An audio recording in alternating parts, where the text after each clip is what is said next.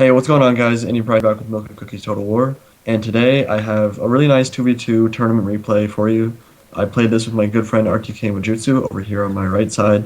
This was the Holy Grail War number 3, and the Holy Grail Wars is a tournament Steam group for Total War designed for new and upcoming players as well as high-level experienced tournament players that's dedicated to Vanilla Shogun 2 and Fall of Samurai 2v2 and 3v3 tournaments. And this was the third event, and me and RTK Majutsu decided to sign up, and we went into it with every intention of winning. And so let's get right in and look at the setups real quick. As you'll notice, me and Majutsu actually had a pretty distinct advantage, which I'll enumerate now. So what we had was we had pretty good cavalry. As you notice on my left flank, I have Fire Cavalry, Naginata Warrior Monk Cav, and 2 Light Cav. It's a pretty good Cav contingent. Majutsu has 3 or 4 Light Cav units, I think 3 Light Cav units, Yari Cav, and Fire Cavalry, and those are pretty heavily upgraded.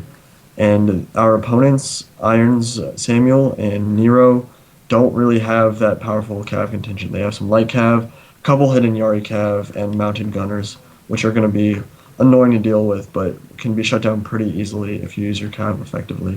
But the biggest advantage that we have in this battle is that they only have 1 infantry range unit. As you can see, Iron Samuel has a Portuguese Terço, and that's it. They only have 1 matchlock unit, and me and Majutsu have 4 split between us. So they are going to look to seek to exploit that infantry advantage that they have right at the start of the battle. They brought rush armies. Basically, they're just going to run in with their Yari Ashigaru and meet shield with those, and then with their combination of lone swords, katanas, and really heavily upgraded Naginata warrior monks, they're pretty much just going to try to punch through a hole through our center. The advantage of matchlocks have against rush armies is that they give off a huge morale penalty. And so in Iron Samuel's case, as you notice, he has 3 Yari Ashigaru up front. They have really bad morale, and they will rout very, very easily. And so being able to rout that front line of Yari Ashigaru right off the bat will make all the other infantry units behind him suffer morale penalties, and they'll be able to rout easier too. And as you notice, he also has 3 or 4 lone sword units, which I don't recommend. Personally, I've always hated lone swords. I don't think they're particularly good in today's game. They've pretty much been patched to oblivion. They aren't very good anymore. They do have 19 attack, and they can be a good accessory unit to help beef up your infantry, but I would not rely on them, and bringing 3 of them I think was a mistake on Iron Samuel's part. They just have really bad morale and can rout very easily. Now, looking at Iron's Nero's setup, he also has extremely heavily upgraded Naginata warrior monks. He has 3 level 6s holding down his center, 16 attack, 23 defense, very powerful units. But personally, I don't like Naginata warrior monks very much either.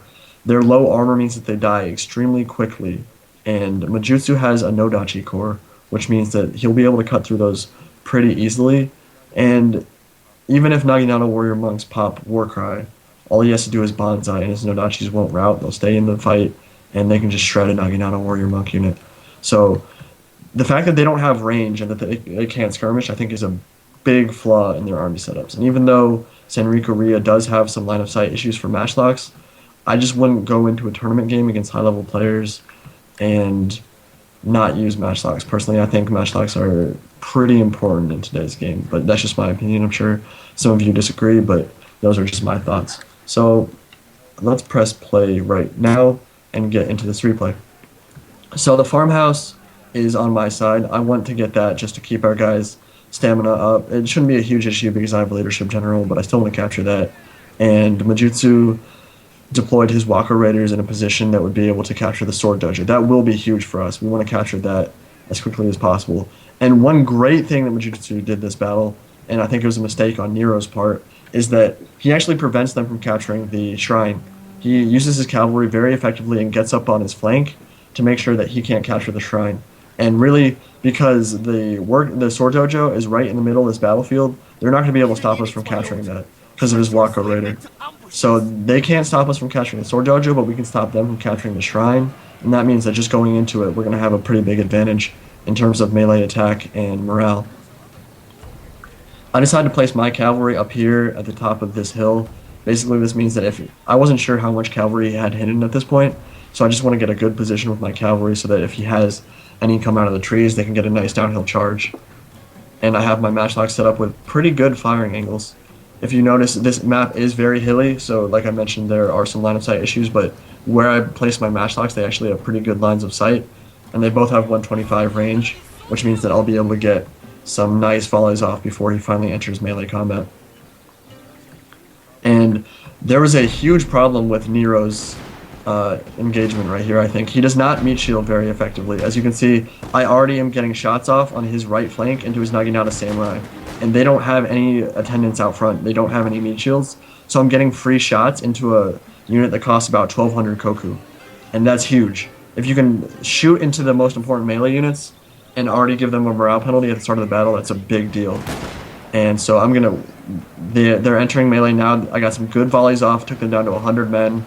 And they've already taken a lot of casualties. And the melee engagement has already started now. Majutsu has his cav coming around, did a great job tying down Juno's cavalry, and so he's already actually in trouble. He's in disarray, completely surrounded already. And at the same time, on my side, Samuel's coming into my Yari Ashigaru spear wall up front. And I'm just going to look to hold down all these melee units in a tight little compact place so that my quality can kind of cut through them in a kind of box cutter. And I'm going to flank some of my katanas around, try to get some rear charges and flanking charges off. But as you can see, Nero is already in disarray. Majutsu did a great job shutting down that attack already. Got some good volleys off with his matchlocks, and so he's already cutting through that. And Samuel is kind of making the same mistake that Nero did. He's kind of just bunching up really badly. Doesn't have much cavalry to stop my cavalry from coming in from the flank.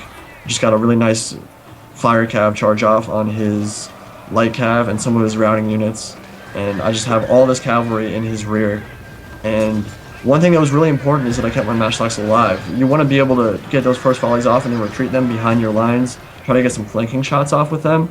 But right now I'm going to ward off any cavalry that tries to flank around, and they can't flank me because I have all this cavalry running in behind them. So I mean, they're in trouble at this point. Like, they have all this cavalry. They didn't have enough cavalry to prevent mine from flanking around.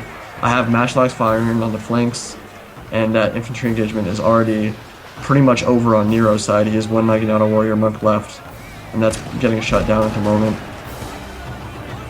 And I have my cavalry just coming in and hitting every spot on the line that's kind of exposed. And Samuel doesn't have much left either. He actually forgot to spearwall with his long Yari Ashigaru over by the farmhouse. That was another mistake that he made. If he had spearwalled with that, he might have been able to tie down this infantry engagement over on my left flank. But really, I have so many units left that he's kind of in trouble. He's going to have a hard time winning this. I decided to pull all of my cavalry out just to see what I had left and what I was capable of doing. Maju's already cleaned up his side, and he's getting some nice shots off with his matchlocks, and really Nero has no hope of winning that engagement, and Samuel isn't going to have a very good shot of winning this side either. Really, what we did really well there is that we got our cavalry around the flanks, and there were just some big problems with Iron's setups.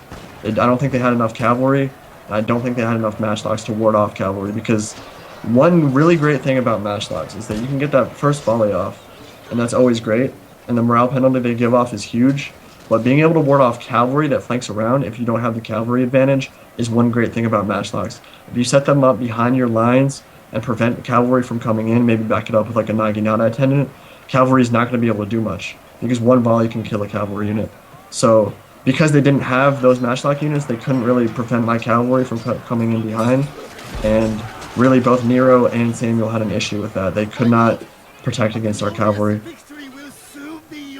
And a rush army setup really doesn't work that well all the time when you're playing against somebody who has matchlocks, because all they have to do is get those first couple of volleys off, give off that morale penalty, and then put them on the flanks, and if you don't have the cavalry to stop those matchlocks, you're going to be in trouble, and that's exactly what happened here.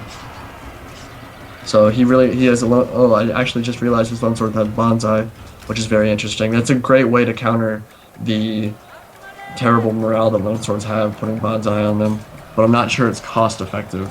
Longsword bonsai units are very, very expensive. I'm not actually sure how much, but they cost a lot. So personally, I'd rather just go with a Nodachi with like maybe two attacks and two upgrades in attack. But that's just me.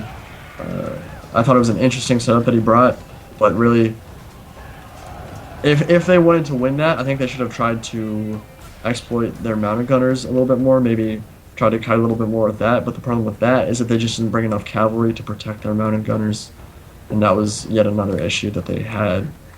So let's look at the unit stats real quick, and I will see you in a minute. Okay, so here we are on the stat screen, and one thing that I do want to mention is that Iron Samuel and Iron's Nero are both well-respected and very good Total War players. I think that they made some mistakes with their army compositions that battle, and that really hurt them. This was the first round of the Holy Grail War, and me and Majutsu kind of expected the army setups that they brought. We've seen them play before, and we were kind of, I don't know that they always bring it, but the tournament games that I've seen of them, they bring very heavy melee rushes.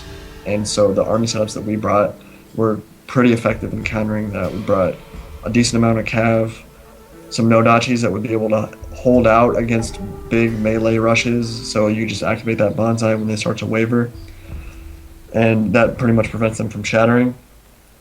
And they only had one Portuguese Terço split among two players, and that was the only matchlock unit they had besides the mountain gunners, which really didn't have a chance to do anything because I had more cavalry than him.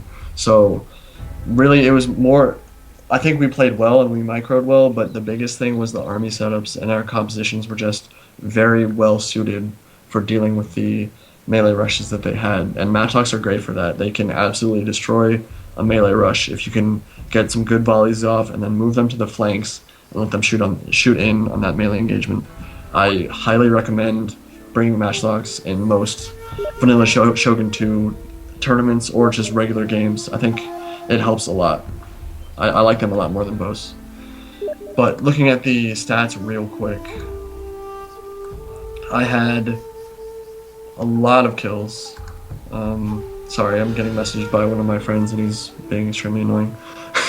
He knows I'm recording. I had 1367 kills and about 1,000 losses. Mine had almost the exact same stats, almost the exact same amount of losses and the exact same amount of kills. And Samuel did pretty well. He cut through a lot of my guys, but again, he just didn't have enough cavalry to stop mine from coming in and wreaking havoc on his flank and rear. And I think that was the biggest issue. The MVPs for each army, I had a Nodachi with 152. It's not that much, but then again, a lot of his guys routed before my guys had a chance to cut down many of them. Samuel had a longsword with 200 kills. It's very good. And Maju had a Nodachi with 191 kills, and Nero had a bulletproof samurai with 135. So if you guys saw how Nero played that battle, I think maybe the biggest issue that he had was the fact that he only had 2 Naginata tenants out front as meat shields, and so that allowed me to fire in on his flank pretty easily with that first volley and take out 20 Naginata samurai before he even got into the lines, which is very bad. It doesn't sound like a lot, it's only 1/5 of the unit, but the morale penalty and the fact that they're already down 20 men when they enter the fight means that they can't win a melee engagement, and that's huge because that allowed Maju to break through on the left flank pretty easily, and when his cavalry came in from behind, there wasn't much they could do about it. So I hope you guys enjoyed that battle. I'm going to Puerto Rico for spring break, so Madness will be the only one here for about a week. I think he's going to do one solo com. He might do 2. I'm not sure, but he'll be providing some of that content. I would like to bring you more of these Holy Grail War matches, but there's a patch coming out on March 8th, and I'm not sure if there's going to be. Well, I don't know that there's a patch. I know that there's a release. I think it's the release for every single DLC all rolled into one package for Shogun, and I don't know if a patch is accompanying that. So if there is a patch, then my replays will become corrupted probably, and I won't be able to use them. So then I won't be able to bring you any more of these Holy Grail War tournament matches, and I'll have to get some fresh ones.